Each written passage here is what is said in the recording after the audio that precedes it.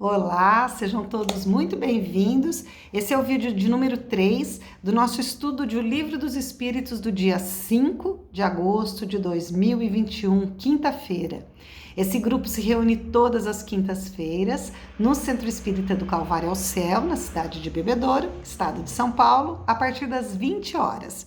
E por conta da pandemia, os nossos encontros estão sendo virtuais. Nós gravamos as aulas e elas são disponibilizadas no YouTube e nos grupos de WhatsApp. Hoje nós estamos estudando as questões de número 344 até 366 do Livro dos Espíritos. Estamos aqui na questão número 353. A união do espírito com o corpo, não estando completa e definitivamente consumada, senão depois do nascimento, pode considerar-se o feto como tendo uma alma? O espírito que deve animar existe de qualquer maneira.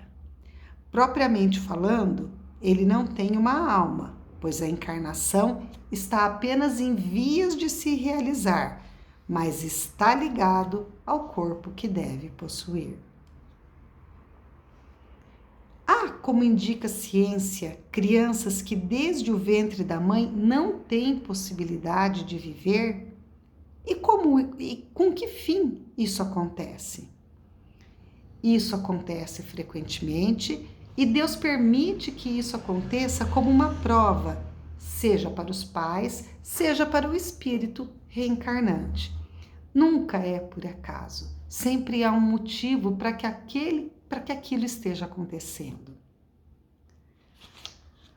Questão número 356.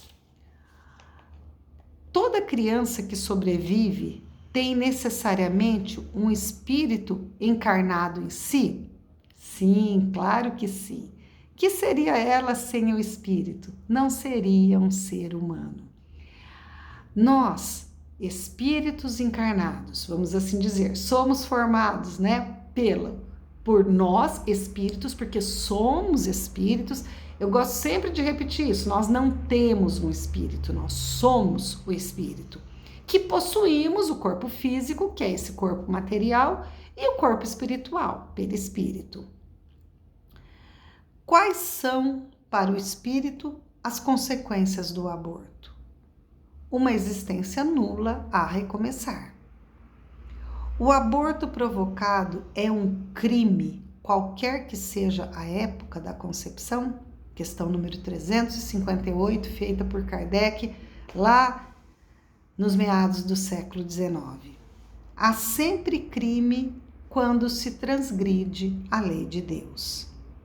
A mãe ou qualquer pessoa cometerá sempre um crime de tirar a vida à criança antes do seu nascimento, porque isso é impedir a alma de passar pelas provas de que o corpo devia ser um instrumento.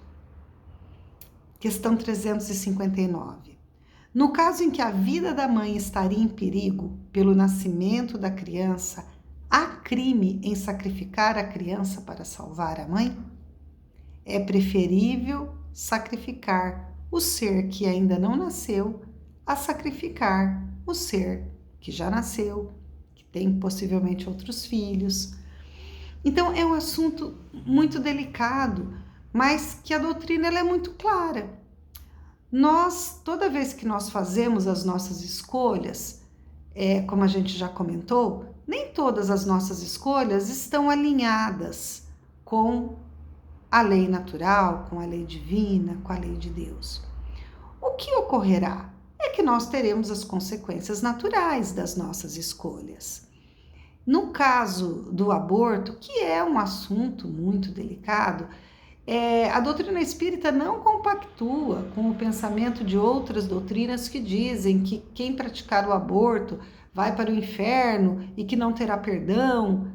Nós sabemos e nós entendemos que não é assim.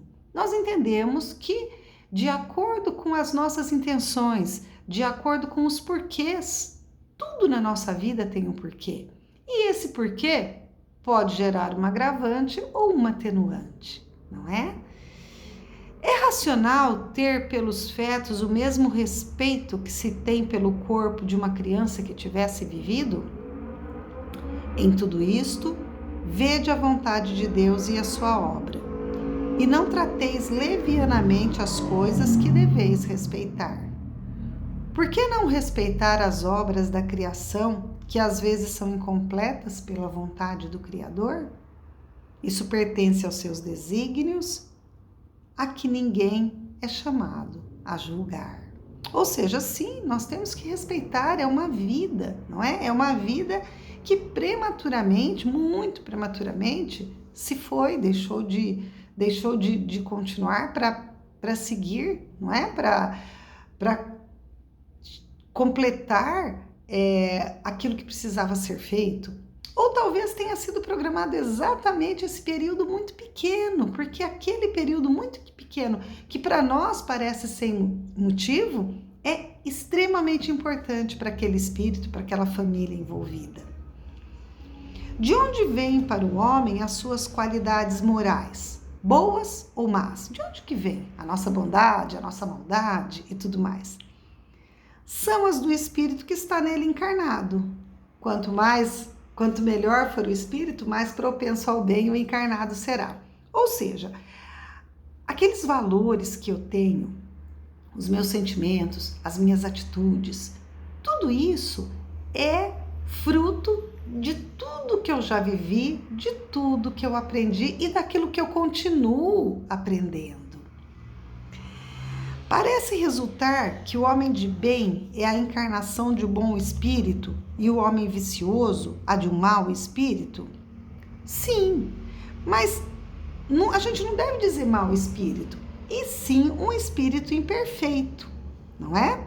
Então, não existem maus espíritos no falar do Espírito Verdade, porque não existe a eternidade dessa maldade. Existem espíritos, que somos todos imperfeitos e que estamos rumando para a perfeição, estamos aprendendo. Então, num período nós conseguimos dominar as nossas más inclinações em algum assunto, mais para frente em outro assunto, então é um caminhar.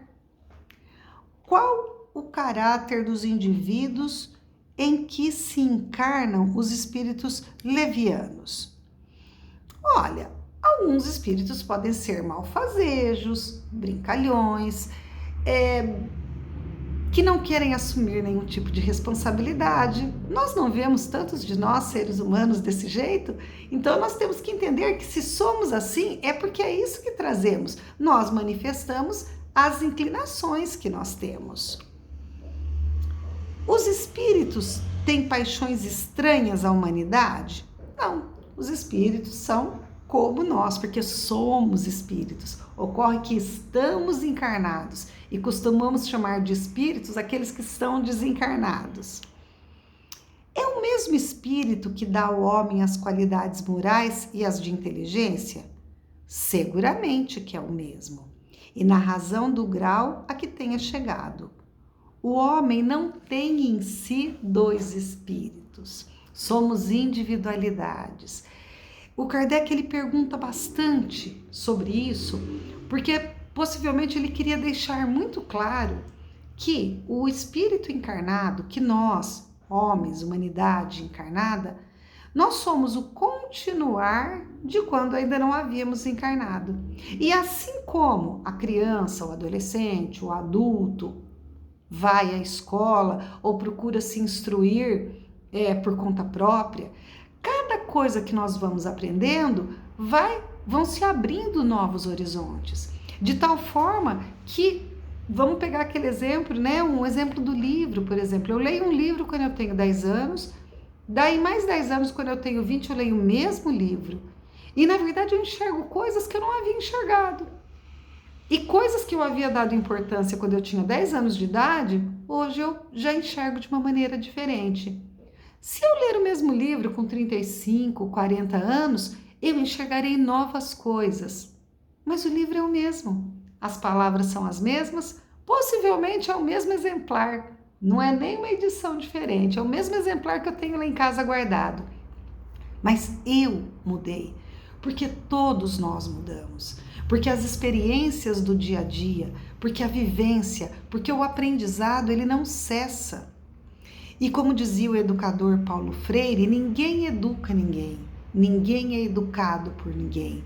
Nós nos educamos quando compartilhamos a vida. É no relacionar, é no entrelaçar de experiências, no compartilhar solidário de experiências, de vivências, é que nós vamos aprendendo.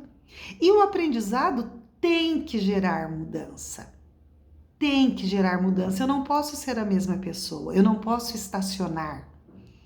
E para concluir, que pensar da opinião segundo a qual as diferentes faculdades intelectuais e morais do homem seria o produto de outros tantos espíritos diversos nele encarnados, tendo cada qual uma aptidão especial. Refletindo-se a respeito, reconhece-se que essa afirmação é absurda. O espírito deve ter todas as aptidões. Para poder progredir, necessita da sua vontade. Se o homem fosse um amálgama de espíritos, essa vontade não existiria e ele não teria individualidade. Ocorre que temos competências e devemos desenvolver tantas outras competências que não temos. Quanto mais adiantado é o espírito, mais coisas ele foi aprendendo, mais valores ele foi agregando. E é essa a nossa função aqui. Nós não estamos aqui para sofrer, para ter uma vida muito difícil, nós estamos aqui para melhorar, para pegar a situação que nós temos e transformá-la para melhor em nosso favor e em favor daqueles que vivem conosco. Um grande abraço a todos e até a próxima oportunidade.